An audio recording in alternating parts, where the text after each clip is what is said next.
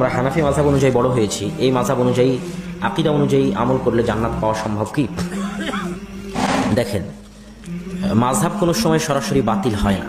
প্রত্যেক মাযহাবই কিছু কিছু ভুল ত্রুটি থাকে, প্রত্যেক মাযহাবই কিছু কিছু সঠিক জিনিস থাকে। তো মাযহাব কোনো সময় পূর্ণাঙ্গ কোনো মাযহাব সম্পূর্ণরূপে বাতিল এইভাবে বলা যায় না, এটা আমরা বলতেও পারি না। কিন্তু আমরা আপনাকে এতটুকু আবেদন জানাবো যে আপনি যেটাই আমল করেন, যে মাযহাবেরই আমল করেন, আপনি নিজেকে হানাফি বলেন, হানাফি মাযহাবেরই আমল করেন, কিন্তু সেটা কোরআন এবং হাদিস অনুযায়ী যাচাই বাছাই করে করিয়েন। কোরআন এবং হাদিসের সাথে মিলিয়ে, ইজা সাহাল হাদিস, যেমন আবু হানিফা রাহিমাহুল্লাহ বলে গেছে যে হাদিস সহিহ, সে হাদিস আমার মাযহাব। তো হাদিস এবং কোরআন হচ্ছে আমাদের জন্য মানা জরুরি।